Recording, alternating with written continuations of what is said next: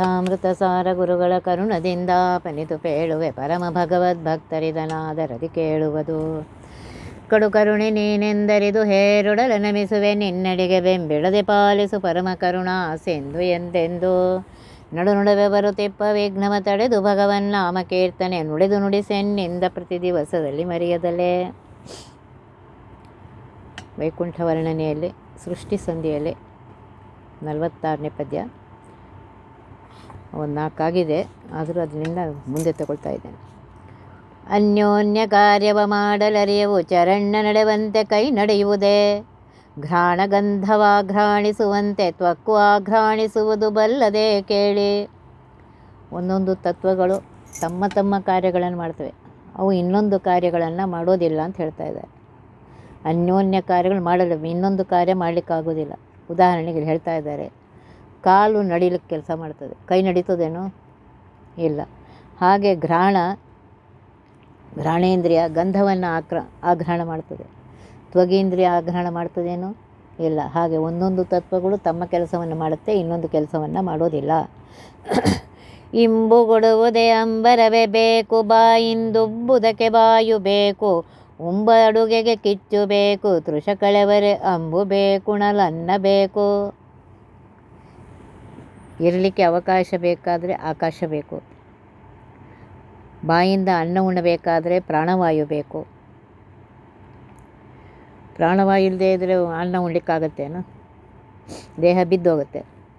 ಉಣ್ಣುವ ಅನ್ನ ಅಡಿಗೆ ಮಾಡಲಿಕ್ಕೆ ಅಗ್ನಿ ಬೇಕು. ತೃಷೆ ಅಂದರೆ ಬಾಯಾರಿಕೆ ಕಳೆಯಲು ನೀರು ಬೇಕು. ನೀರು ಕುಡಿದಾಗಲೇ ಬಾಯಾರಿಕೆ ಹೋಗುತ್ತೆ, ನೀವು ಬೇಕಾದ ಏನು ಕುಡಿದ್ರೂ ಬಾಯಾರಿಕೆ ಹೋಗೋದಿಲ್ಲ. ಉಣಲು ಪೃಥ್ವಿ ತತ್ವದ ಪರಿಣಾಮ ಅನ್ನವಾದ ಅನ್ನ ಬೇಕು. ಹೀಗೆ ಪಂಚಭೂತಗಳೂ ಬೇಕಾಗುತ್ತೆ, ಯಾವುದನ್ನು ಬಿಡಲಿಕ್ಕೆ ಬರೋದಿಲ್ಲ. ಇದೊಂದು ಪಂಚಭೂತಗಳು ಎಲ್ಲ ಬೇಕು. ಪ್ರಾಣವಾಯು ಬೇಕು, ಆಕಾಶವೂ ಬೇಕು,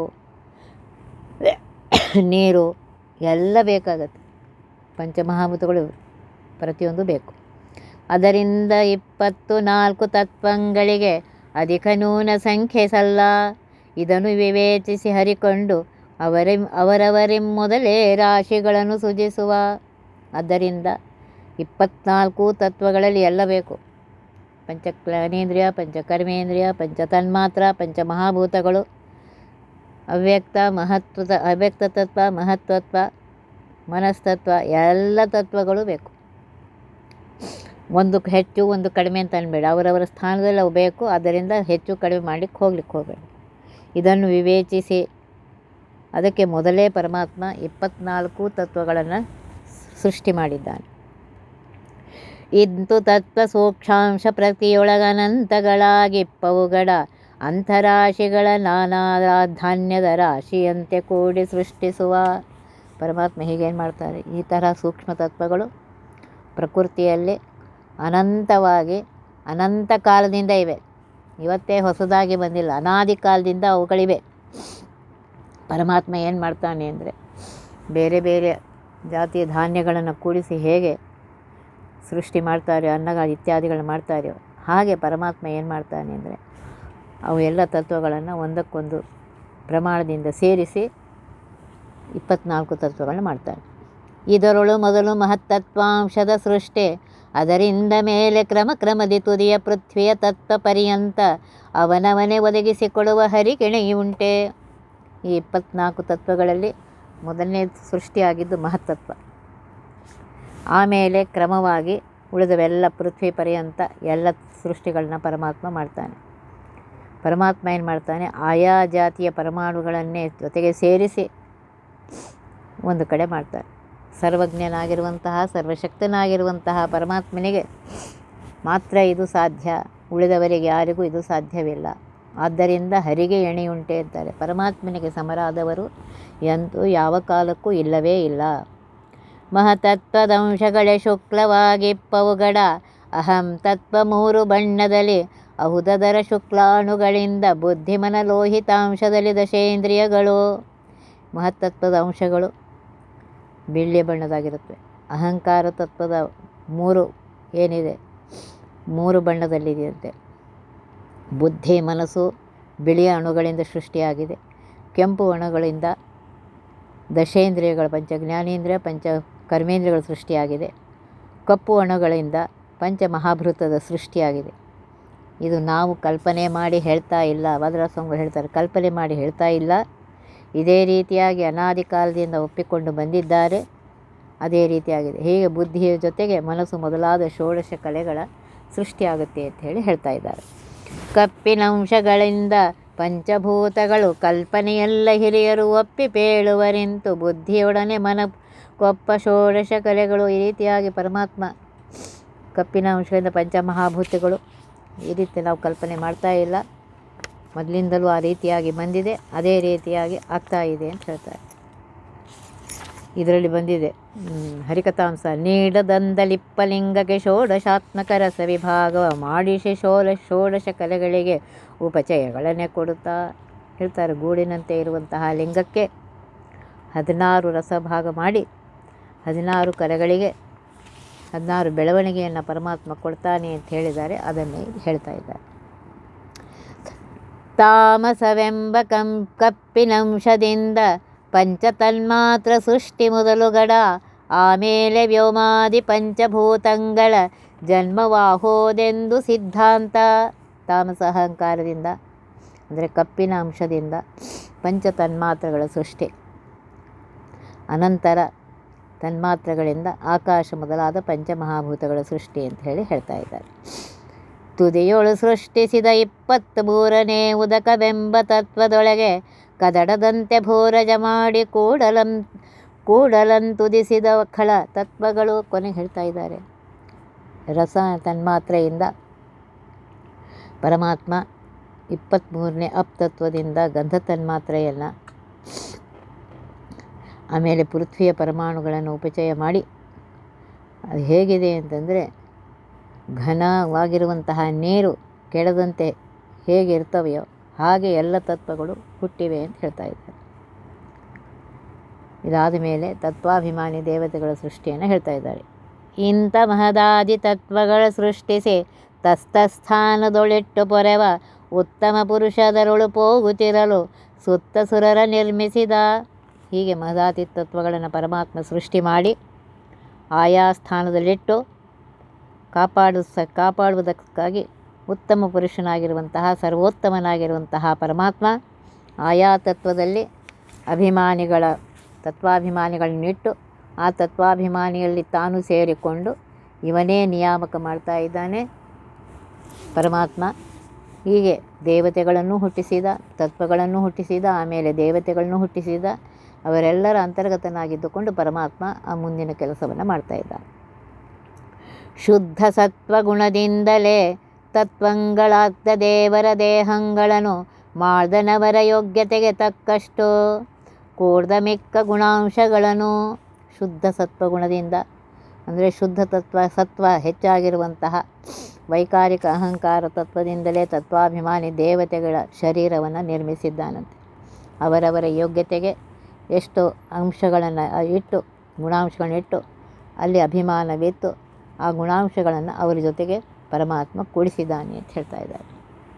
ಇದರ ಮುಂದೆ ಇನ್ನು ಬ್ರಹ್ಮಾಂಡದ ಸೃಷ್ಟಿಯನ್ನು ಹೇಳುತ್ತಾ ಇದ್ದಾರೆ.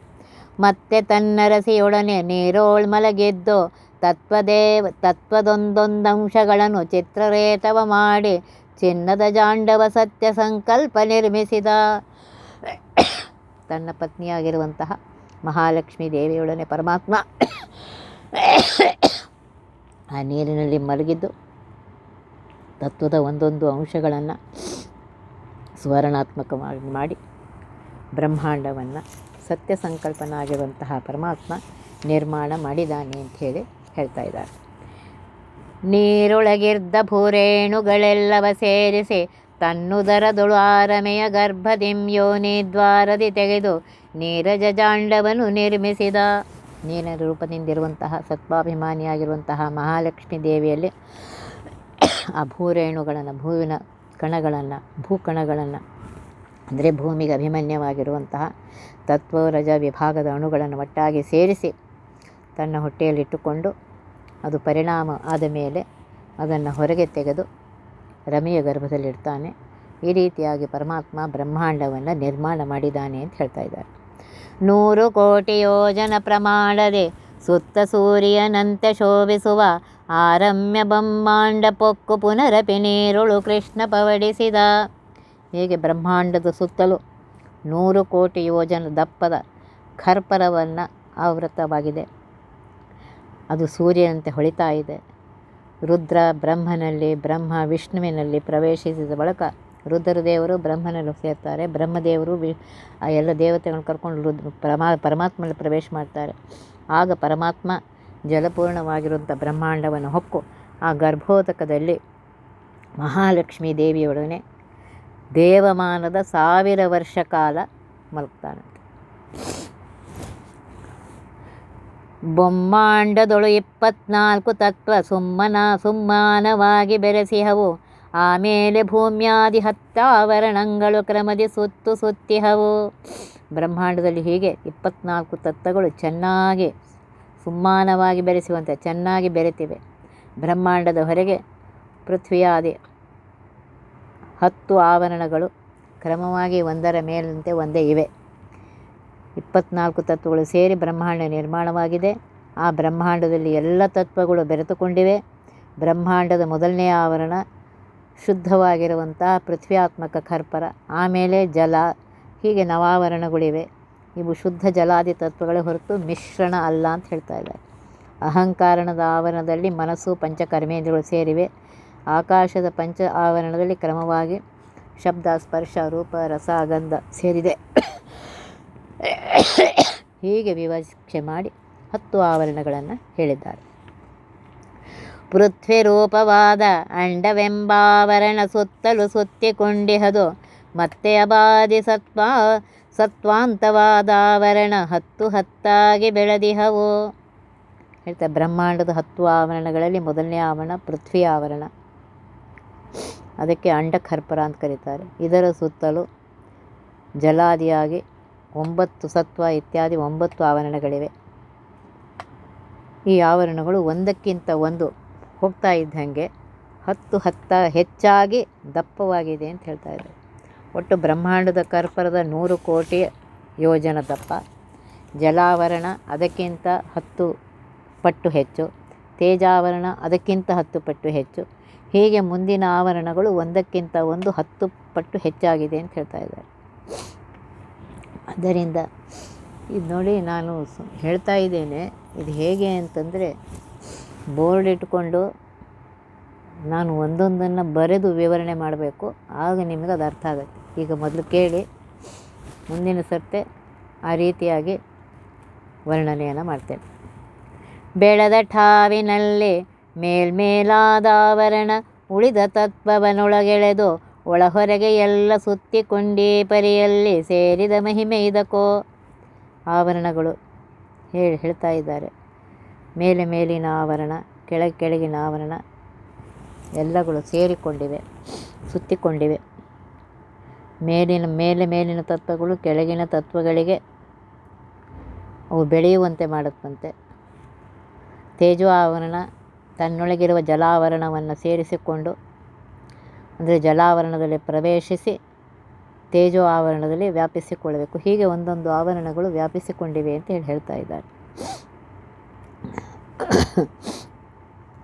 ಉತ್ತರೋತ್ತರ ತತ್ವಕ್ಕಧಿಕ ವ್ಯಾಪ್ತಿ ಬೇಕು. ಸುತ್ತಿಹದು ಐಸಿ ಎನ್ನಲು ತತ್ವಮಯವಾದ ದೇಹಗಳೆಂತಿಪ್ಪವು ಜೀವರ ತ್ರಿಗುಣಗಳೆಂತು ಕಟ್ಟುವವು. ಮೇಲಿನ ತತ್ವಗಳಿಗಿಂತ ಕೆಳಗಿನ ತತ್ವಗಿಂತ ಅವರ ವ್ಯಾಪ್ತಿ ಹೆಚ್ಚಿದೆ. ಈಗ ಮೊದಲನೇದಿರುತ್ತೆ, ಸೆಕೆಂಡ್ ಸರ್ಕಲ್ ಬಂದರೆ ಅದು ದೊಡ್ಡದಾಗತ್ತೆ. ಯಾಕೆ ಅಂತಂದರೆ ಕೆಳಗಿನ ತತ್ವಗಳನ್ನು ಮೇಲಿನದು ಸುತ್ತಿ ಆವರಣ ಮಾಡಿಕೊಂಡಿದೆ. ಈಗ ಮೊದಲು ಒಂದು ಸರ್ಕಲ್ ಬರೀತಿದ್ದೇವೆ, ಅದು ಇನ್ನೊಂದು ಸರ್ಕಲ್ ಬರಬೇಕಾದ್ರೆ ಅದಕ್ಕಿಂತ ದೊಡ್ಡದೇ ಬರುತ್ತಾ? ಇಲ್ಲದೇ ಇದ್ದರೆ ಹಾಗಾಗೋದಿಲ್ಲ. ಅದಕ್ಕೋಸ್ಕರ ಹೇಳ್ತಾರೆ ತತ್ವಾಭಿಮಾನಿ ದೇವತೆಗಳು,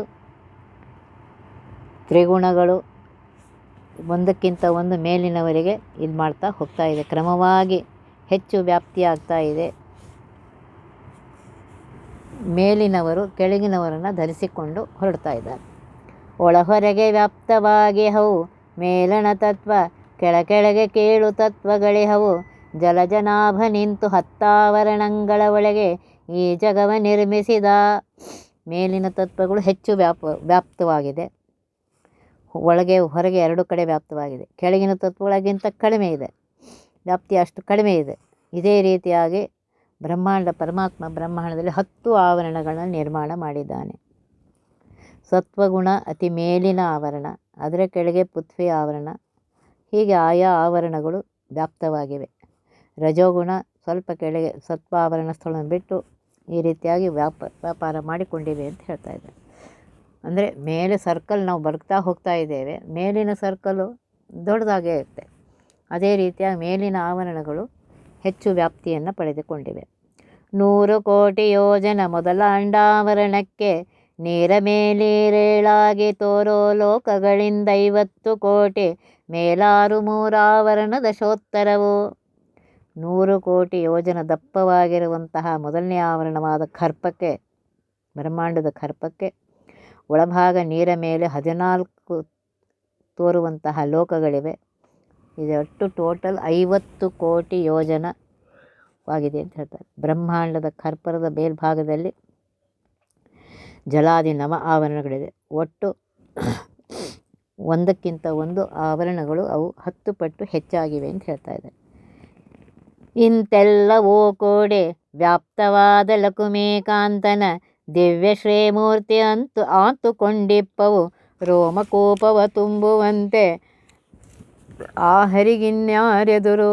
ಹೀಗೆ ಬ್ರಹ್ಮಾಂಡ ಹಾಗೂ 10 ಆವರಣ ಎಲ್ಲ ಕೂಡಿ ಅವುಗಳಲ್ಲೆಲ್ಲ ವ್ಯಾಪ್ತವಾಗಿರುವಂತಹ ಪರಮಾತ್ಮನ